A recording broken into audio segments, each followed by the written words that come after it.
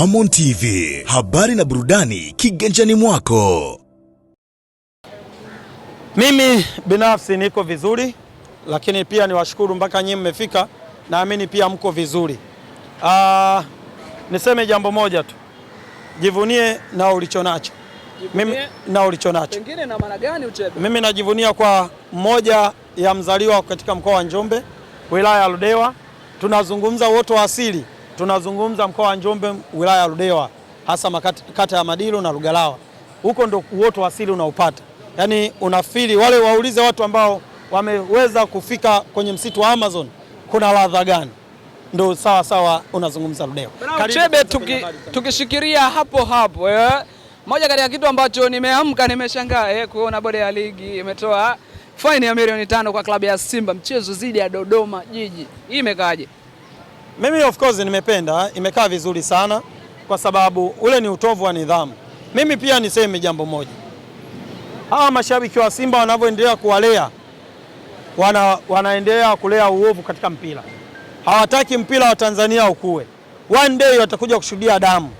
Hawa mashabiki wameshaonyesha utovu wa nidhamu, sio mara moja au mara mbili, ni zaidi na zaidi. Tena ukienda hata kihistoria, inawezekana hata wewe pia ulikuwa bado hujawa kwenye tasnia ya habari, tayari wana Simba wameanza kufanya nini? Vurugu. Nakumbuka Simba waliwahi ng'oa viti Benjamin Mkapa. Unaikumbuka hiyo? Wakarudia tena kwenye mchezo na Sifasheni wakang'oa. Si hao? Leo tunavyokuwa tunazungumza kurusha mawe, sio makopo, vyovyote vurugu viwanjani. Ulishasikia mashabiki wa Yanga ameleta vurugu uwanjani? Klabu ya Yanga ikapigwa faini kwa sababu ya mashabiki kuleta fujo? Ni jambo ambalo haliwezekani. Tunasikia tu na tunajiuliza kama mashabiki wa Yanga, hawa mashabiki wa Simba wana ujasiri gani wa kuleta fujo viwanjani? Na bodi ya ligi kwa nini inaendelea kuwabembeleza?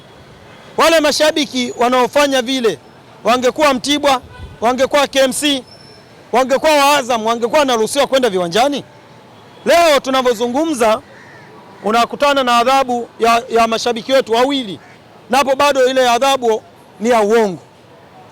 Adhabu ni ya uongo ya Bwana Fumau pamoja na Baraka Yanga, ni adhabu za uongo.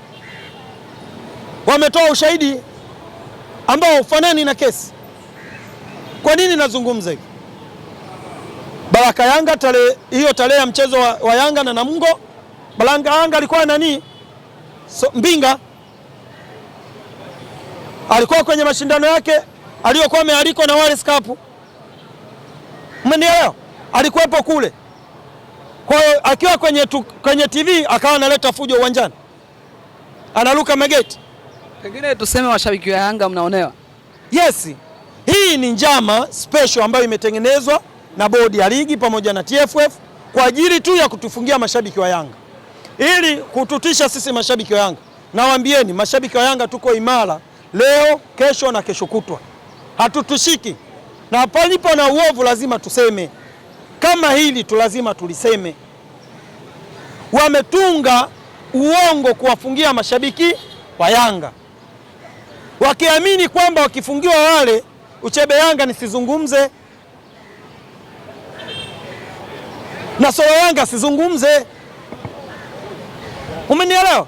Sisi hatuogopi, tunautaka ubingwa, iwe jua iwe mvua, iwe kwa heri iwe kwa shari, ubingwa tunautaka. Bwana Uchebe, tukishikilia hapo, moja kati ya video ambayo inasambaa ni kuhusiana na maneno ya kocha mkuu wa Mashujaa Football Club Jamhuri Jurie Kiwelo. Ulipata kuyasikia? Unajua siku zote wanasema ukitaka kujua siri ya mtungi muulize nani? Muulize nani? Kikombe. Umenielewa? Muulize Jamhuri Kiwelo. Katika vilabu 16 vya ligi kuu, nafikiri Yanga tu ndo hajapita, vilabu vingine amepita, sio? Akiwa kama kocha. Tuchukue takwimu kutoka 2023 mpaka hii 2026. Muulize kilabu gani ambayo hajaonja maumivu ya goli 5 kwa Yanga? Nimuulize Jamhuri Kiwelo. Kocha wa Mashujaa. Kutoka 2023 mpaka hii 2024-26 klabu gani ambayo imecheza na Yanga haijafungwa goli 5? Nani? Toka 2023 kaangalie. Ukiona Azam hajafungwa hizo goli 5, njoo chukua hapa 300,000. Nikiona Azam hajafungwa goli 5 na Yanga kutoka 2023, njoo chukua 300,000 kwenye mchezo mmoja Uchebe. Sasa wewe unafikiri tunazungumza mchezo gani? Mchezo mmoja, vilabu vyote 15. Umenielewa? Vilivyo vinavyoshiriki ligi kuu vimeshaonja joto la jiwe kwa Yanga. Kwa leo mtu anapokuwa anazungumza, inatakiwa uanze kumwangalia na kumtafakari mara 2 mara 3.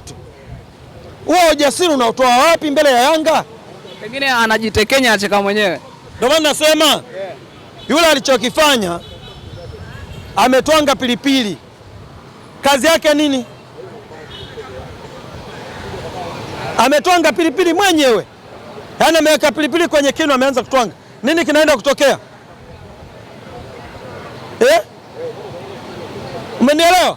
Sasa mwambie Jamhuri Kiwero, hao maneno aliyoyazungumza, maneno sio mpira. Maneno sio mpira. Bwana Uchebe, tukishikilia hapo hapo, tukitoka Kigoma tunaelekea Dar es Salaam KMC Complex. Simba akimkaribisha Pamba Jiji, mfupa mgumu akiwa Mwanza 1-1. Kule Mwanza kwanza alizulumu Simba, tukubaliane, alimdhulumu Pamba. Goli alipata kwa njia sio halali. 100% wana Yanga tunaenda kumsapoti Pamba. 100% tunaenda kumsapoti Pamba. Hiyo imekaje? Umenielewa? Kisomi zaidi. Ndio. Hiyo tumeipiga kisomi zaidi. Tunaua ndege wawili kwa jiwe moja. Tunacheza Mashujaa, tunamaliza tunacheza Dar es Salaam. Pengine hizo ndo figisu ambazo tulikuwa tunazisikia. Wanasema hivi, ili ufikie malengo lazima uangalie pia naye kufuata. Umenielewa? Kwa mimi ninachokifanya, natumia jiwe moja kuwa ndege wawili. Kwa aliyeelewa ameelewa, ambaye hataelewa akae hivyo hivyo asubiri matokeo. Mimi namhakikishia Pamba ndio timu bora. Umenielewa? Ina golikipa bora, ina washambuliaji bora na ina safu ya ulinzi bora. Kama walizulumiwa Mwanza, Dar es Salaam wasikubali kudhulumiwa. Kama walizulumiwa Mwanza, Dar es Salaam wasikubali kudhulumiwa. Afe kipa, afe beki, wakubali, imwagike damu isimwagike, wachukue alama 3 mbele ya Simba. Bwana nikushukuru sana. Mimi nashukuru sana. Roman TV, habari na burudani kiganjani mwako.